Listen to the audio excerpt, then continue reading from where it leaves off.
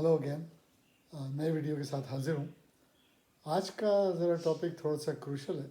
कुछ लोगों को पसंद आएगा, कुछ लोगों को नहीं पसंद आएगा, लेकिन मैं इस बात का कायल हूँ कि हक़ और सच बात कहनी चाहिए, चाहे उसके लिए कोई प्राइस देनी पड़े।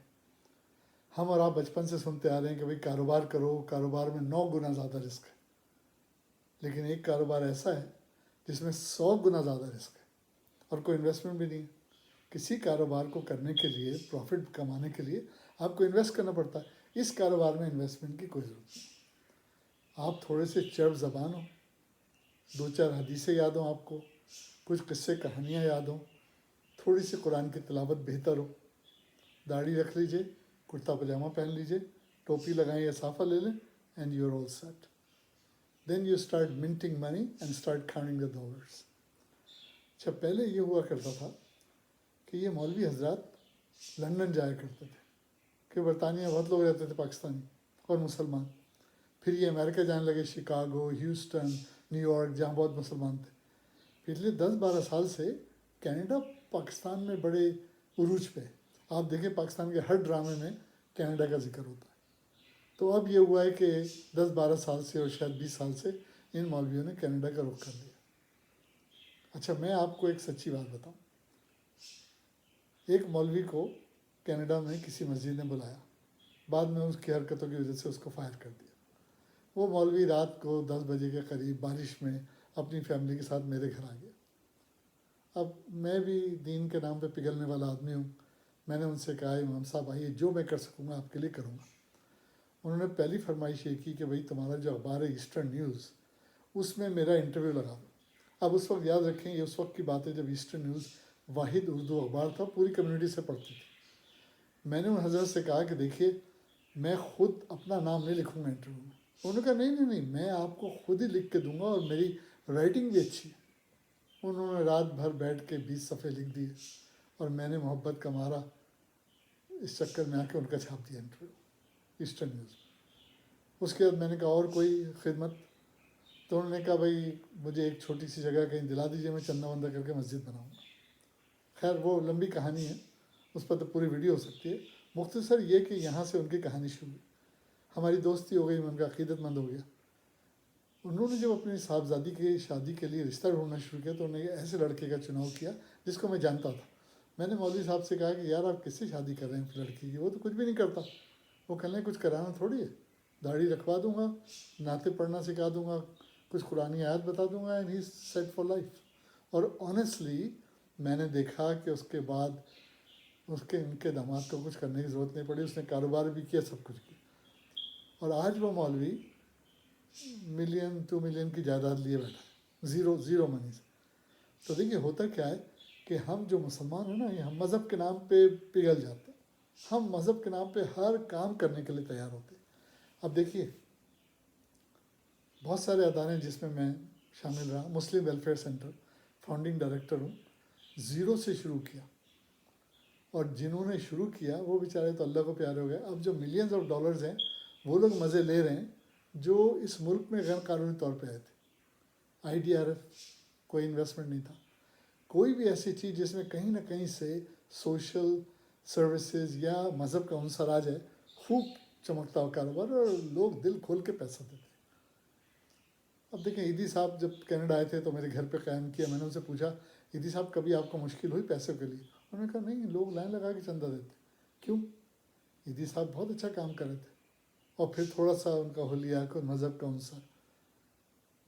तो मेरा लुब्बे लुबाब कहने का ये है कि देखिए हमेशा हम एक्सप्लॉइट हुए हैं मुसलमान लोग मज़हब के नाम पे। आप देखें जब उलमाए दीन जो पाकिस्तान में जमा होते हैं तो एक से एक फरबा होता है, मोटे मोटे गर्दे हैं उनकी। क्यों?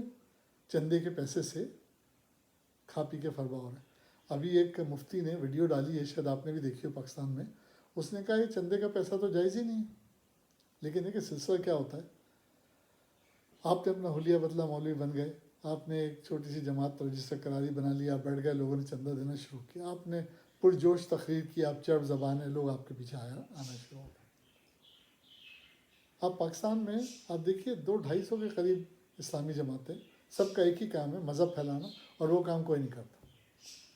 अब अभी चंद घंटे पहले मैं खबरें सुन रहा था, لاہور میں جو کل عدم تحریک لبیک نے ہنگامہ کیا، پولیس تھانے پہ حملہ کیا، اٹھا کے لے گئے پولیس والوں کو، کیونکہ برابر میں مسجد رحمۃ اللہ عالمین ہے، جو مخدوم رضوی صاحب خطیب تھے جس مسجد میں، ان کا ہولڈ ہے اس ایریا میں۔ اب لبیک والوں کو کیوں کل عدم قرار دیا حکومت نے؟ اس لیے کہ ہم سے آپ سے زیادہ ان کی ایکٹیویٹیز گورنمنٹ مانیٹر کر رہی تھی۔ ہاں، میں ایک بات کہوں گا کہ گورنمنٹ نے ان سے جو معاہدہ کیا تھا اس کو پورا کرنا چاہیے تھا۔ فرانس کے سفیر کو نکال دینا چاہیے تھا۔ ہم فرانس سے کون سا بزنس کرتے ہیں؟ یہ ہمارا کیا لین دین ہے فرانس سے؟ ارے بھائی، ان کی یہ ڈیمانڈ تھی، آپ نکال دیتے ہیں۔ ابھی کتنے لوگ مر گئے، ہنگامہ ہوا، پورے ملک میں پہیہ جام ہو رہا ہے۔ پھر آپ یہ دیکھیے کہ جب بات آتی ہے نا مذہبی جماعتوں کی، تو چاہے یہ کتنا اختلاف رکھتے ہوں، یہ ایک جگہ جمع ہو جاتے ہیں، کیونکہ ایک کو دوسرے سے خطرہ ہوتا ہے کہ آج وہ کل عدم ہوا ہے، کل کو ہمیں ہی بند کر دے گی گورنمنٹ۔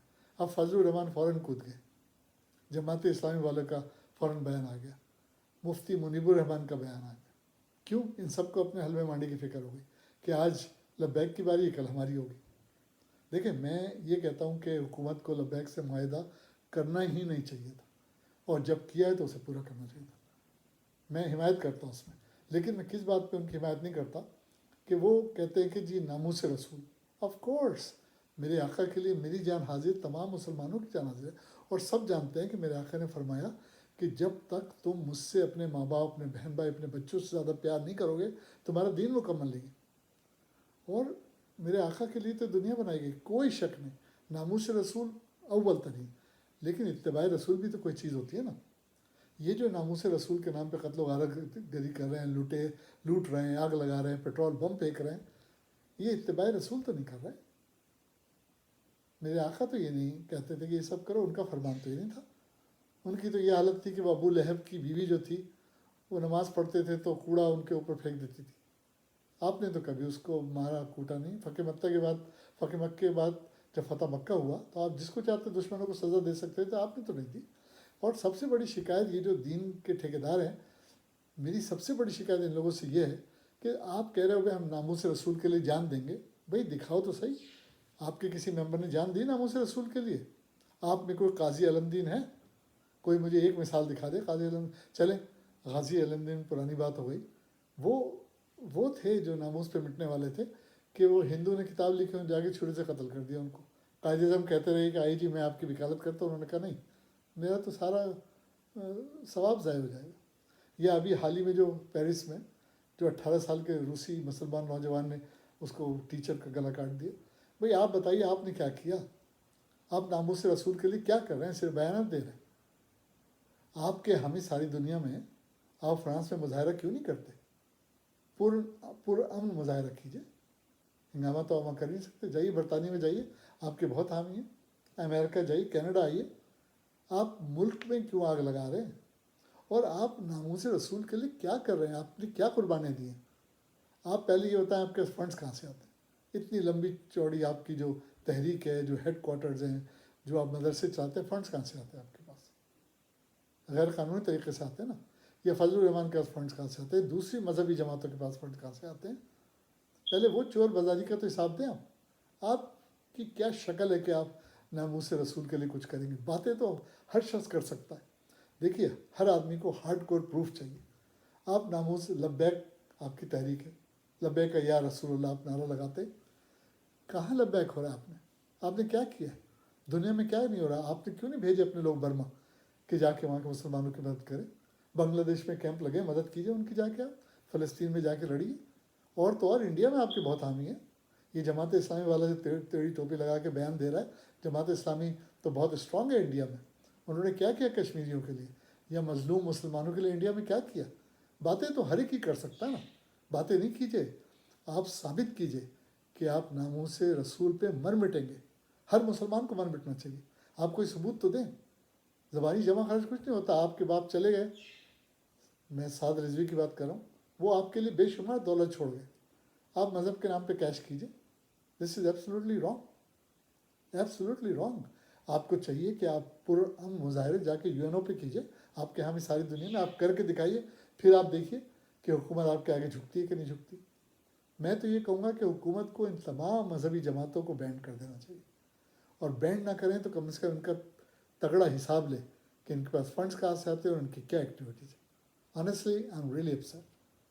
اگلے ویڈیو تک کے لیے فی امان اللہ.